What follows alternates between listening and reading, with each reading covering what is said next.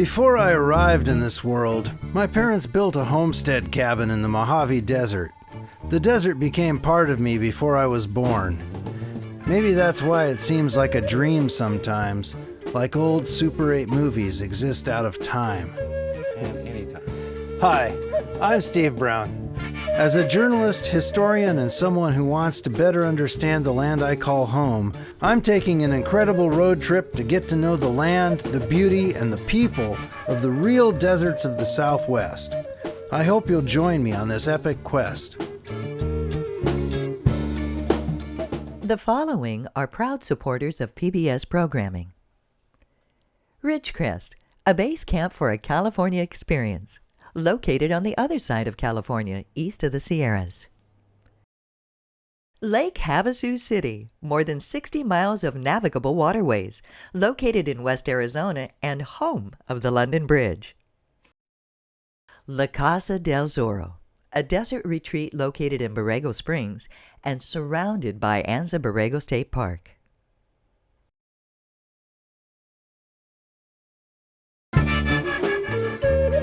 My first destination is the Oasis of Mara in Twentynine Palms, California, where people traveling the Mojave Desert have been welcomed for more than 9,000 years. An oasis is literally the wellspring of life in the desert, sustaining people, animal, and plant species that would never survive without its life-giving water. But an oasis does more than that.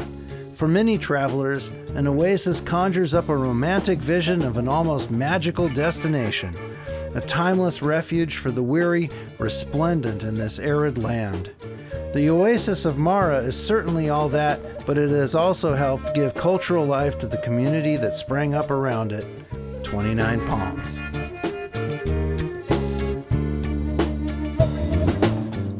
Well, we made it to the Twentynine Palms Inn. The inn's been here receiving visitors since 1928 on the Oasis of Mara. I'm going to go meet with Vicki Waite, who started the Sunrunner magazine back in January 1995 and got this whole thing rolling. Adventures, but those are the good you days. Started the magazine back January 1995. 1995, and yes. Why in the world did you ever decide to do something like that? Well, we needed a vehicle to get the arts news out into town. Okay, arts news.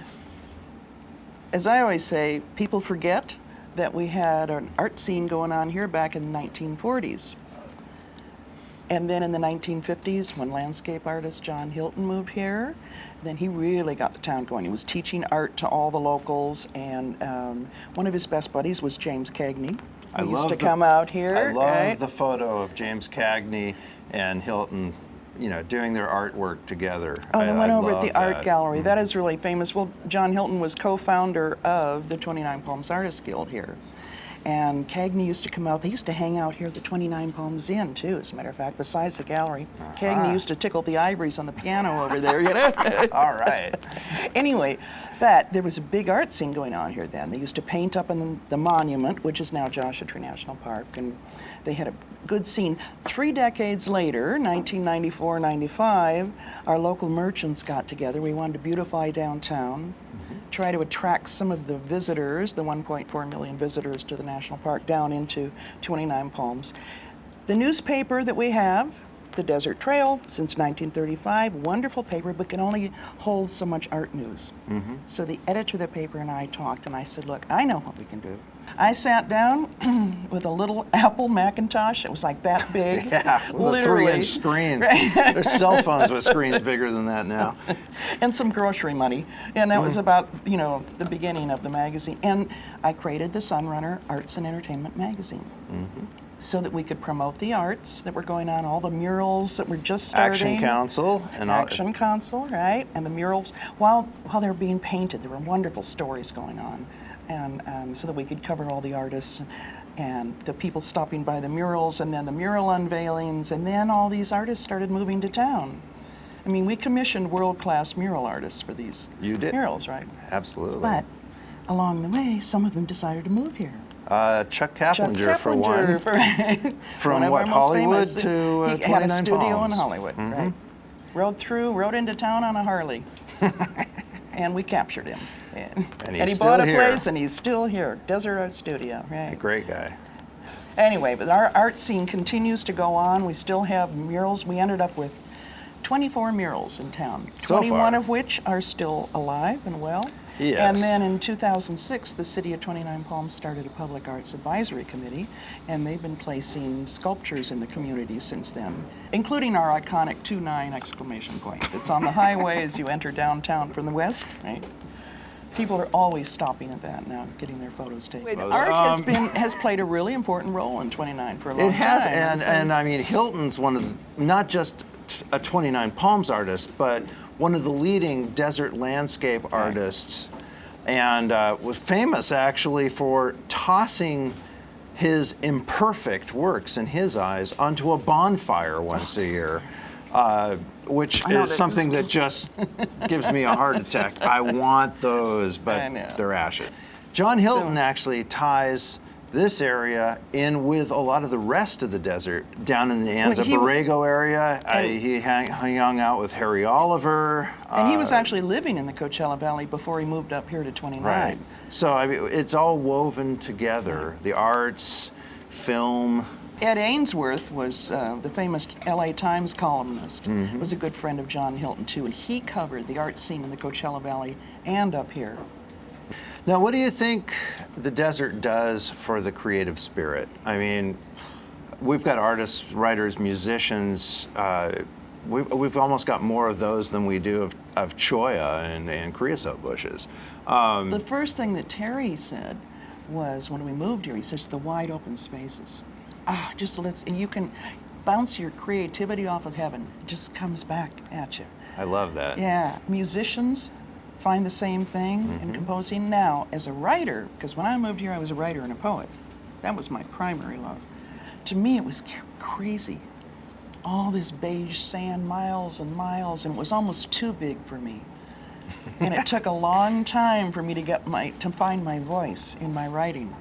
Because it was like too big. It is big, but it opens up your mind, I think, and your spirit as well. And that was scary. But yeah, it is sometimes. Don't want to go there, but sometimes I love the mountains off in the distance because that's an anchor point. You can still hold on without drifting off into space. Wonderful. So, Vicki, the inn, how does it relate with the arts here locally?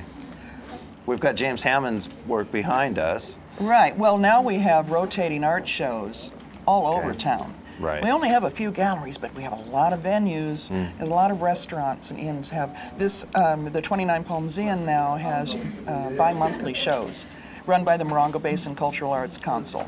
It's very significant that we have art hanging in the dining room here because the very first art show in 1940 was held here at the 29 Palms Inn. The first known art show. Well, and that's about the time that the Weed Show started as well. So another desert classic art show based about here in 29 75 Palms. years ago, yeah, something like that. Yeah, and that's homegrown and authentic. And that's another story. That's a whole story on itself, but Right. it's something that you will not find anywhere else than the desert. Ken and I piled into the old Ford to take a drive around town to explore this oasis of murals. These aren't just really big, pretty pictures, though. 29's murals tell the story of the town, from the plants and animals who call this part of the Mojave home, to early life at the Oasis of Mara, homesteaders and prospectors. One of my favorites is called Desert Gold Mining Days, created by John Wytock and Terry Waite, where a two-dimensional mural becomes 3D as a miner pushes his ore cart out of the tunnel and out of the mural. The public art in 29 Palms inspires me to try my hand at making a little art of my own. Gretchen Grunt, an artist from the family that owns the 29 Palms Inn, runs the 29 Palms Creative Center. She has just the thing to satisfy everyone's creative urges, so we're going to try printmaking today. But this is too much fun. I don't want to talk about Jack. I mean, oh, that's right. I'm working. I forgot. This is TV. So, Gretchen, you grew up here, right? Yep. I moved here when I was 6 years old. What was it like living out here at the inn? I loved it. It was What kind of crazy stuff did you do around the Oasis, man? That's what I want. Lots of fort building. Fort building. Lots of fort building. Fort Grunt. Yes. Yes, all right. You know, back when I was a kid, the inn wasn't as popular. And Yeah, so but now- I had lots of free reign to make a mess. Okay, but you grew up and then it became popular. People Yeah. started coming here to see you and making art, right? No, they came here to see the rocks and climb them. Oh, okay. The rock climbers is what put us on the map. Well, there's always been kind of a surgence of artists coming here over the decades, and the latest, I would say, art movement started happening here in the desert. I would say in the 90s, early 90s when it started again. There were so many artists moving here that I was like, this is the place to be. Something's happening here. And the Creative Center was always my dream. And actually I had a premonition when I was about 9 or 10 years old, sitting right there against that wall. Don Malone was drawing a portrait of me, and I was sitting there, I'm like 10, and I just remember looking around this room going, someday I'm gonna do something in this room. And then my mom bought this property that's attached to the inn, and that's the rest is history, talking about my dream with her. Well, I love it as the Creative Center. You've got printmaking, you paint, you do mixed media stuff as well. Then you've got stained glass, and what else do we have back here? I have a pottery studio, so people can come and play with clay. The Creative Center hosts a variety of classes and private lessons for groups up to 25, turning desert inspiration into works of art. I'm having fun being creative here with Gretchen, but it's time to roll the printout and see if this boy's got any talent. Okay, come on over here and put your plate in that green square. All right, I can do that. This is the part that I can pretty much do. And I'll line up your paper because you probably can't do this part. Probably this not. Is the hard part. No, that's. So I'll do so. All right. Ooh, We put our okay. blankets down, and now you got to crank the wheels. Nice little spin it. blankets. This is like Now, which the big way do spin. I crank? Other way. Other way. Other way. I know you like the pirate ship sound. I like but the noise. The noise is I know good. you'd like that. And we're going to sneak a peek and make sure we had enough pressure. Oh, I think there's enough so. pressure, yeah. Oh, see, I told you created a masterpiece. Well, I'm not sure it's a Look masterpiece. how gorgeous that is. Does it go that way or this way? It's a perfect composition. It goes anyway. Yes. Personally, I think my artwork pales in comparison to the beauty of a desert oasis. But there's more to that beauty than meets the eye. You can see the Pinto Mountain Fault, which The is Oasis of Mara has been a source of life in this part of the Mojave Desert for thousands of years. From the geology that forces water to the surface to the plant and animal life that thrives around the oasis, there's no better guide than desert naturalist Pat like Flanagan. this. There's the oasis. You can see it from space. This is a pretty interesting spot. This is the last of the sag pond that formed about 9,000 years ago. And initially, when there was movement along the fault line, it was moving in such a way that it formed this material called fault gouge. Okay. And when fault gouge gets wet, it becomes like cement. Okay. And what you get is a dam. So you have the pressure ridge and you have the fault gouge. And then when the water is coming down off of Joshua Mountain, actually not so much on the surface as the underground, it gets to this point where all of a sudden it's released. And it comes up here. It comes up here. And we know by looking at the salt bushes that are growing that this was at one time a mile long and probably near half a mile wide. The palm trees are native Washingtonian fan palms. Their center of distribution is Baja California. And this is the most northwesterly grove. And it probably was brought here by one of three agents. Could have been brought here by birds, by coyotes, or Serrano Indians. The Indians. Yeah. But nobody knows. But the Indians used to set fires to clean up the oasis. They like to do that really well because you see the skirts on it, and you'll see other places. Those skirts are full of nutrient that as long as it's up there, it's not fertilizing the soil, producing really good fruit. Also, there's a palm boring beetle up there, and the palm boring beetle can kill the plant by eating up at the growing section and the meristem. So that would also control that somewhat. Okay. So the Indians would burn on a regular basis, and they knew exactly what they were doing. If they weren't here to do it, nature does it, because these are extremely flammable, and those skirts lightning can strike them. Yeah. And probably take, a couple of minutes for that palm tree to go whoosh, but it doesn't kill it. Which is a good thing, because they take a long time to grow. Within a couple of days, you're going to have new fronds coming out. The palm trees provide an excellent date, not something you'd buy in a roadside stand. No, they're small and large seeds, right? Large seeds, a little bit of fruit around the outside, very sweet, tastes just like dates. And then when you think about it, what other sources of sugar did the people living here have? Probably not much. Not much. You could get nectar from flowers. You could get aphid excretions. Ah, yes, aphid poop. Sugary aphid poop. Yes, It's a exactly. delicacy. That was really good. Yeah, Exactly good. Desert delicacy. Yeah. So there were these other things, but there was no sugar cane. There was no honeybees till the Spaniards arrived. So to have this as your resource is wonderful, and it stores well. These are the date seeds. And the pulp around them isn't that much more. Right, they're really small. They're really small. You can put that in your mouth, but you won't like it. I'm not putting it in there. I am not putting this in my mouth, and I am not putting aphid poop in my mouth either, even though it's Really? a desert It's delicacy. delicious. I'm sure it is. The problem with you is you're too squeamish. Do you see this little slope up here? Just this little slope. There's a That's line the going little straight pressure down. ridge that says you're on the fault line. Tell me what you see when you see the ground, Steve. Well, it's not your typical desert sand. That's correct. It looks like a richer soil, actually. It is. Well, how about pond bottom? Pond bottom. Remember that pond that was a mile long and about almost a half a mile wide? Right along this fault line. Exactly. So here's pond bottom. Okay, so we've got lots of plant compost mixed in over thousands of years, basically. That's right, Okay. exactly.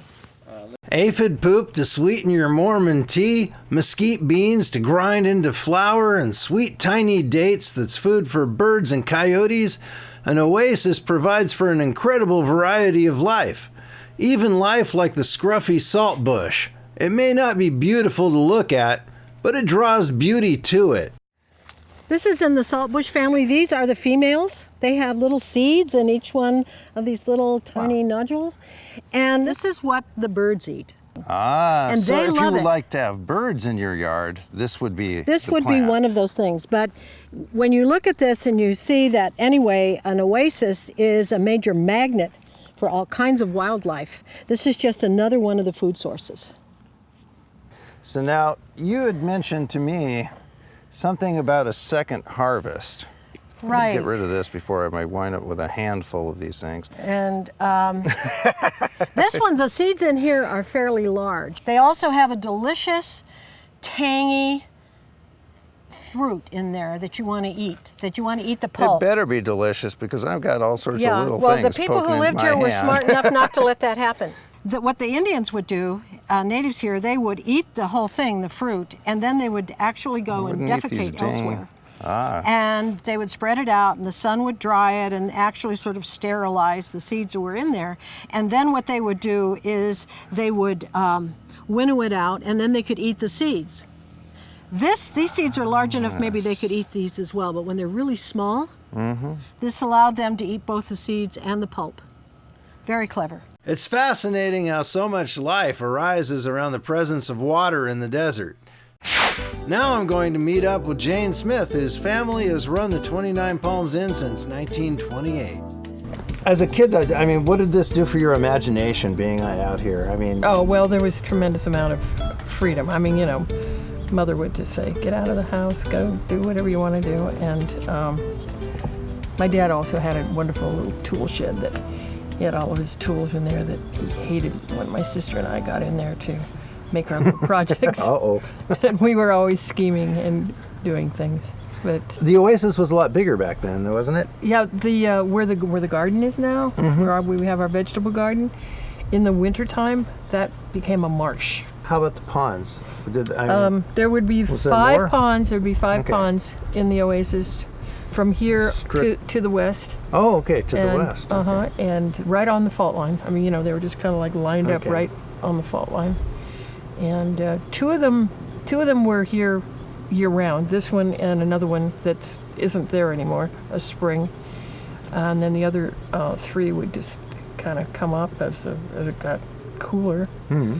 And of course, it was always exciting in the winter, checking the ponds to see if there was ice on them. So should I go for a swim? You could if you want. I mean, there's nothing in there that would hurt you. Crawdads don't bite There's real crawdads? hard. Yeah.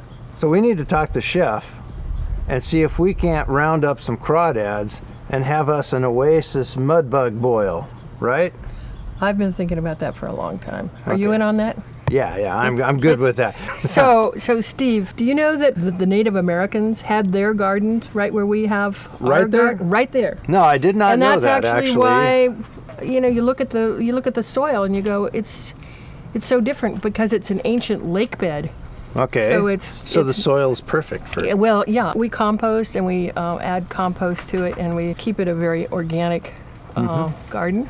And do you water it with well water from the Oasis here? We do. We have we use what we call drip irrigation. We have those little drip lines, and we grow year round. So we can grow in the wintertime. A lot of people from the east kind of are amazed that you know we have a year-round garden. We've got the eggplant, the okra, well, the basil does really well. All the herbs. Yeah, they do really well. And figs, the grapes, the figs are delicious. Yeah, and the best asparagus I've ever had was when Paul and I just walked through the garden and snapped them off. And that's ate when we them. don't get it in the kitchen. It all gets eaten in the Right, garden. yeah. That happens. Well, I did not know that was the area that the Native Americans used to use to grow, things here. I knew they grew things. I knew the Serrano and the Chemehuevi had lived here, but I didn't know that was the area. There's some old maps showing how their irrigation ditches went from the springs out into that area, and a letter or two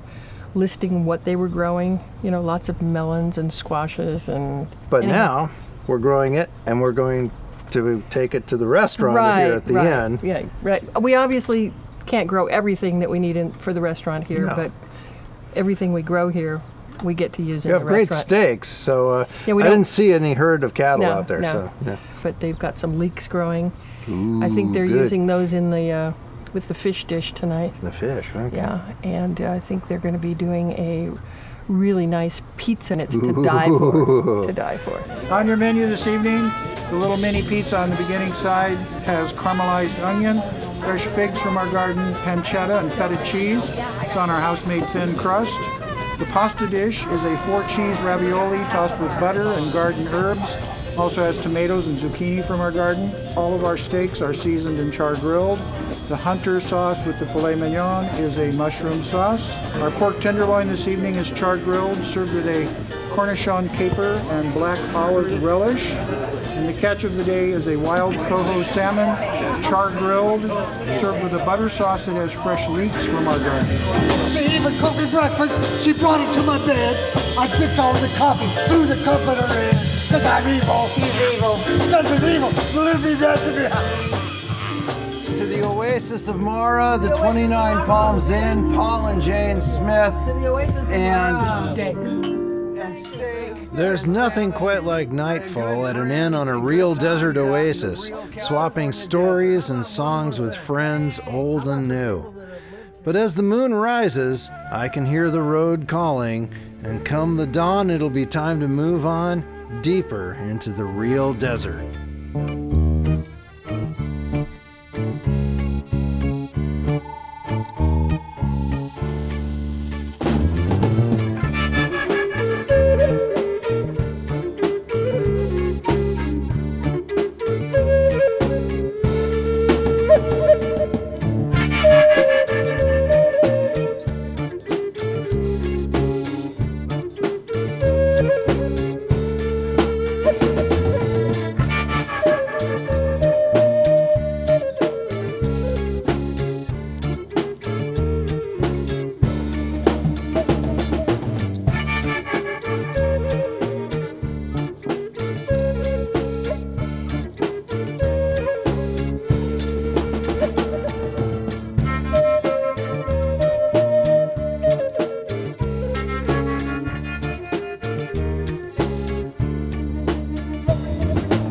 The following are are proud supporters of PBS programming. Ridgecrest, a base camp for a California experience, located on the other side of California, east of the Sierras.